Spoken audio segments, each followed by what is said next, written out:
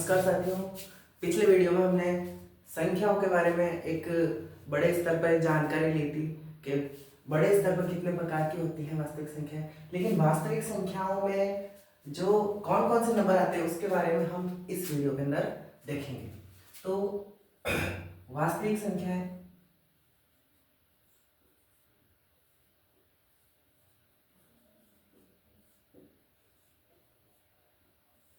वास्तविक संख्याओं के अंतर्गत हमने देखा था जो आप जितने भी प्रकार की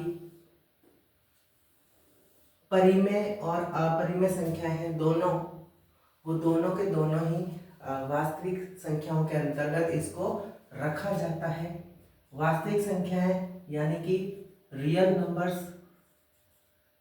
नंबर्स और इसको हम दो भागों में बांटते हैं। परिमेय संख्याएं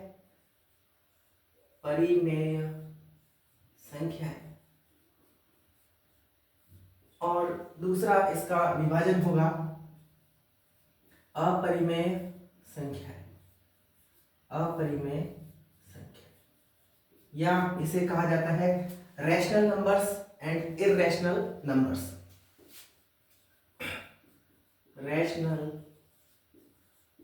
नंबर्स और इन्हें कहा जाता है इररेशनल नंबर्स। तो इस प्रकार से दो भागों में इसको बांटा जाता है।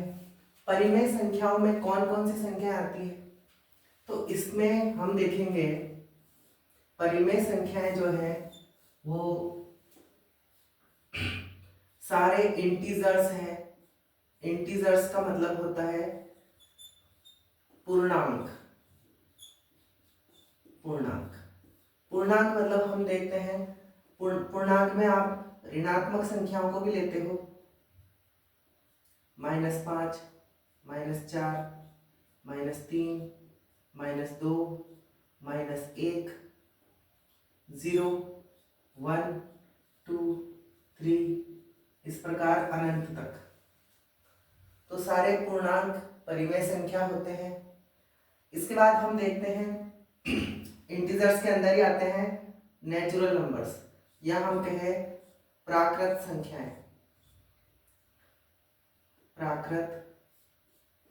संख्याएं। नेचुरल नंबर्स नेचुरल नंबर कौन कौन से हैं, तो आप कहोगे 1 से प्रारंभ होते हैं। 1, 2, 3, 4, 5 अनंत तक। पूर्ण संख्याओं में 0 को भी शामिल कर लिया जाता है। तो पूर्ण संख्याओं के अंदर में आप देखोगे सारे नेचुरल नंबर तो होते ही हैं, इसके साथ 0 भी होता है। 0, 1, 2, 3, 4, 5 इंफिनिटी।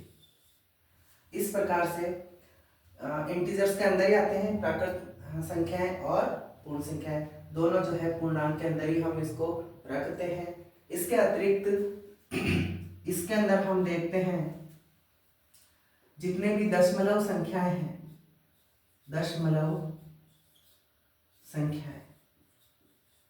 वे भी इसके अंदर रखी जाती हैं। कौन कौन सी, जैसे हम कहेंगे 1.234 2 3.46 2 3 4 6 2 3 4 6 2 3 इस प्रकार के नंबर। या हम ऐसा भी कह सकते हैं 1.3 इसके ऊपर बार आएगा, तो ये इसका अर्थ ये हुआ 1.3333। ये दशमलव डेसिमल नंबर्स जो हैं ये भी रैशनल नंबर्स के अंदर आते हैं, इन्हें डेसिमल नंबर कहा जाता है। और जितने फ्रैक्शंस हैं, फ्रैक्शंस यानी भिन्ने हैं, जितने भी भिन्ने हैं उनको भी हम जो है परिमेय संख्या में रखते हैं। 2/3, 4/8, 5/7, 27/2, इस प्रकार से जितने भी फ्रैक्शंस हैं इनको भी जो है परिमेय संख्या के अंतर्गत रखा जाता है। ठीक है, तो ये परिमेय संख्याओं का एक पूरा एक बड़े स्तर पर हम कह सकते हैं, बाहरी तौर पर हमने समझा दिया। इसको डिटेल में हम समझेंगे और उससे पहले हम एक अपरिमेय संख्या के बारे में थोड़ा सा देख लेते हैं। अपरिमेय संख्या, देखो सबसे पहले तो इसको आपको नाम से ही जानना आवश्यक है। परिमेय क्या है और अपरिमेय क्या है। परिमेय संख्याएं वे होती हैं, परिभाषा वगैरह सब हम पढ़ेंगे, थोड़ी देर बाद पढ़ेंगे, परंतु एक इसको नाम से कैसे इसको डिफाइन किया जाए। परिमेय संख्या का मतलब है जिसे परिमित किया जा सके, जिसे ठीक तरीके से मापा जा सके, वो परिमेय संख्याएं होती है। जैसे हमने बोला जैसे किसी टेबल की लंबाई है 1 मीटर, 1 मीटर, तो 1 मीटर को सटीकता से नापा जा सकता है। तो जिसको सटीकता से नापा जा सके वो परिमेय संख्या है। और ऐसी संख्याएं जिनको ऐसे नंबर्स जिनको सटीकता से बिल्कुल ठीक तरीके से नहीं नापा जा सकता, नहीं मापा जा सकता, या हम ऐसा कहें जिसे परिमित नहीं किया जा सकता, उन संख्याओं को अपरिमेय संख्याएं हम कहते हैं। मैंने एक संख्या लिखता हूं मैं आपको समझाने के लिए। जैसे हमने लिखा 2.3456728 इस प्रकार से ये संख्या न तो समाप्त होगी, न इसमें किसी संख्या का रिपीट हो रहा है। हमने यहाँ देखा था जैसे 333 रिपीट हो रहा है, इधर हम देख रहे थे 4623 4623 4623, यहाँ रिपीट हो रहा है। परंतु यहाँ पर किसी एक अंक का या 2 अंक का रिपीट ना होके अलग अलग संख्याएं आती जा रही हैं, ऐसी संख्याओं को अपरिमेय संख्या के अंदर रखा जाता है। जैसे हम कहते हैं किसी टेबल की माप है 2.3 मीटर, तो वो तो परिमित हो गई। अगर हमने 2 अंक ले लिए तो वो भी परिमित हो गई, 3 ले लिए वो भी परिमित। एक अगर फिक्स क्राइटेरिया हो वहां तक तो उसको परिमेय संख्या में रखा जा सकता है। परंतु ये संख्या हम देख रहे हैं ना तो समाप्त हो रही है, अभी भी समाप्त नहीं हुई है, ये आगे इसके अंक आते जाएंगे। और किसी संख्या का आवृत्ति भी नहीं हो रही है, रिपीट भी नहीं हो रहा है, तो ऐसी संख्याओं को ही अपरिमेय संख्या में रखा जाता है। परिभाषा के रूप में जो है हम देखते हैं, परिमेय संख्याएं वे होती हैं जिन्हें आप भिन्न के रूप में लिख सकते हो, या जिसे P/Q के रूप में लिखा जा सकता है, और जहां पर Q जो है वो 0 नहीं होना चाहिए। और अपरिमेय संख्या की परिभाषा ये है, इन्हें P/Q के रूप में नहीं लिखा जा सकता। तो इसके बारे में हम देखते हैं।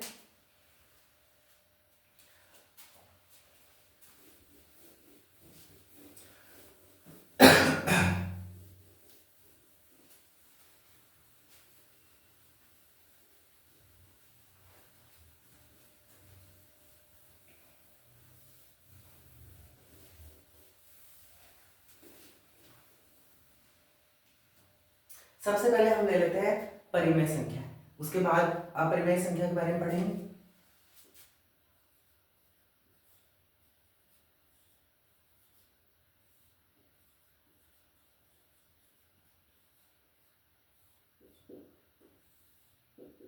परिमेय संख्या है रैशनल नंबर्स।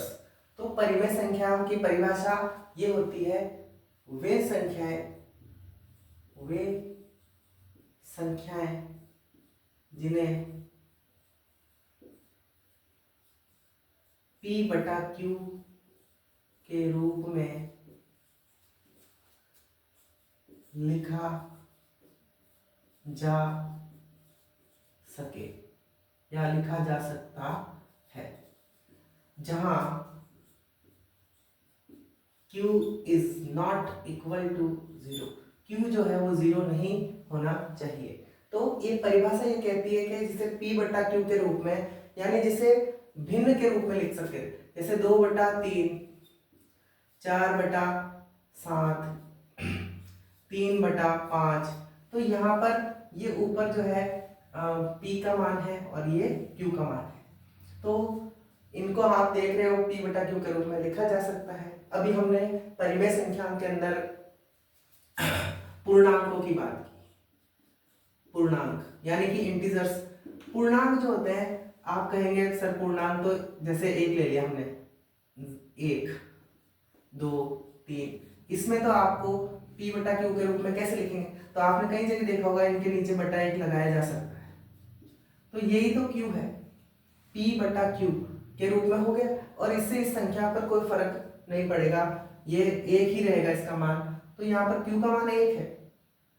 और परिमेय संख्याओं के लिए 0 को छोड़ दिया जाए या 0 नहीं होना चाहिए, हर में q का मान जो है 0 नहीं होना चाहिए।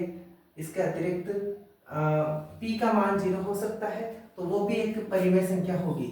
0 बटा 1 ये भी क्या है? परिमेय संख्या है। यहाँ पर p का मान 0 है, q का मान 1 है। तो p का मान तो 0 हो सकता है, परंतु q का मान 0 नहीं होना चाहिए। जितने भी पूर्णांक हैं वो इसी के अंतर्गत आते हैं। एक हम बात करते हैं दशमलव संख्याओं की भी हमने बात की कि दशमलव संख्याएं जो हैं, कई प्रकार की दशमलव संख्याएं वे भी इसमें रखी जाती है। दशमलव संख्याएं जिनकी आवृत्ति बार बार नहीं हो रही हो, ऐसी संख्याओं को आप अपरिमेय में रखते हैं, वो हम अलग बात करेंगे। तो इसके बाद हम देखते हैं, जैसे लिखा 4.23, ये संख्या समाप्त हो चुकी है। यहाँ पर दशमलव के बाद में इसका प्रसार शांत प्रकार का है, तो ये संख्या परिमेय होगी जिसका दशमलव प्रसार शांत हो। एक हम बात करते हैं ऐसी संख्याएं रूट वाली, जैसे आप देखते हैं √1, इसका मान 1 होता है, तो ये एक परिमेय संख्या है, तो इसको भी परिमेय संख्या माना जाएगा। इसके बाद हम जिसका पूर्ण वर्गमूल निकलता, जिसका एक पूरा वर्गमूल निकलता हो, इसका 2 होता है। जैसे हमने 9 लिया, इसका वर्गमूल 3 होता है। √16,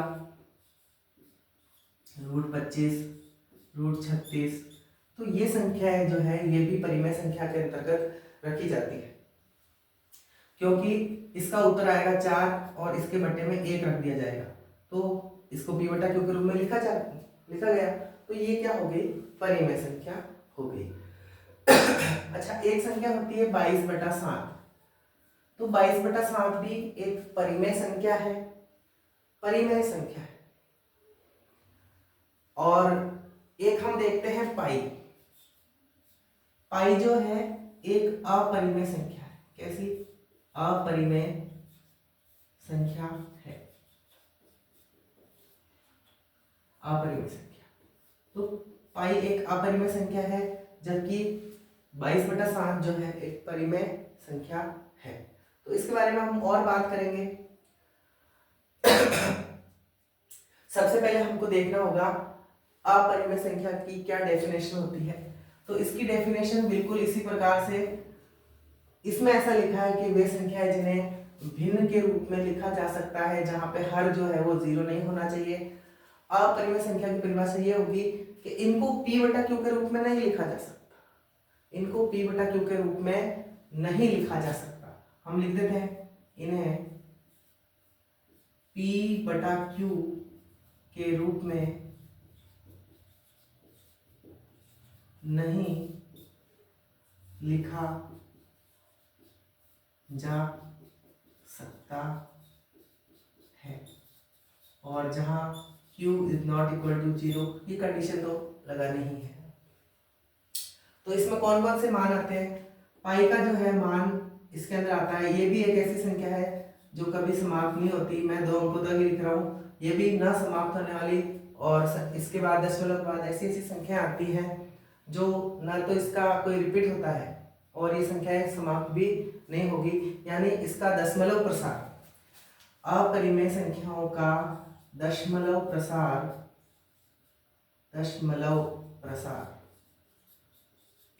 अशांत अनावृत्ति प्रकार का होता है। अनावृत्ति, या जिसे अनवसानी अशांत अनावृत्ति संख्याएं भी कहा जाता है। दशमलव प्रसार अशांत अनावृत्ति प्रकार का। इसके कई सारे उदाहरण लिख सकते हैं, जैसे 0.7507507500750000 इस प्रकार से। यहाँ पर आप ये 750 आया, 7500 आया, 75000, तो ये कोई रिपीट नहीं है संख्या का। रिपीट मतलब एक लगातार आवृत्ति हो समान अंकों की, तो ऐसी संख्याएं जो है उनको हम परिमेय में रखते हैं। मैं इधर लिख देता हूँ, जैसे लिखा मैंने 1.232323, ये भी समाप्त नहीं हो रही संख्या ये भी समाप्त नहीं हो रही, परंतु इसमें रिपीट नहीं हो रहा, इसमें जबकि 2323 का रिपीट हो रहा है। इसको हम इस प्रकार में लिखते हैं 23 और इस पे बार, इसका यही अर्थ है। दो संख्याओं का रिपीट भी हो सकता है, 3 का भी हो सकता है। इसमें लिखता हूँ 2.456456456 इस प्रकार से। यहाँ पे 3 अंकों का रिपीट हो रहा है, तो कितने भी अंकों का रिपीट हो सकता है, परंतु इसमें किसी प्रकार का रिपीट नहीं होगा। तो ये जो है अपरिमेय संख्या के अंतर्गत ऐसी संख्या रखी जाती है जो अशांत हो, शांत भी नहीं हो, या जिसका दशमलव प्रसार समाप्त न हो और किसी संख्या की आवृत्ति भी न हो। जबकि परिमेय संख्याओं में अच्छा, इसके अंदर आप देखोगे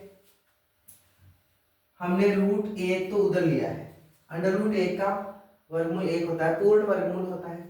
इसके बाद √2 है, √3 है, वो इधर आएंगे, इसका मान होता है 1.4141, ये भी समाप्त नहीं होती, 1.732, ये भी समाप्त नहीं होती। तो ऐसी संख्याएं जिनका पूर्ण वर्गमूल निकलता है वो तो आएंगी परिमेय में, और जिनका पूर्ण वर्गमूल नहीं निकलता, दशमलव प्रसार अशांत अनावर्ती प्रकार का होता है, वो परिमेय संख्या के अंतर्गत रखा जाता है। और भी ले लो, इसके बाद 2 इधर आ गया, 3 इधर आ गया, 4 उधर आएगा। यहाँ हमने देखा 5, √6, √7, √8 और √9 नहीं आएगा, 10 आएगा। तो इस प्रकार आप देख रहे हो जिनका पूर्ण वर्गमूल निकल रहा है वो परिमेय, और जिनका नहीं निकल रहा है वो अपरिमेय। और ऐसी संख्या है जिनका दशमलव प्रसार अशांत अनावर्ती प्रकार का, वो भी अपरिमेय। जिनका दशमलव प्रसार शांत प्रकार का, परिमेय में। जिनका अशांत है परंतु आवृत्ति है, वो भी परिमेय में। ठीक है, तो इस प्रकार हमने आज परिमेय और अपरिमेय संख्याओं के बारे में पढ़ा, वास्तविक संख्याओं के बारे में जानकारी ली, और इसके आगे की वीडियो में हम फिर मिलेंगे। धन्यवाद।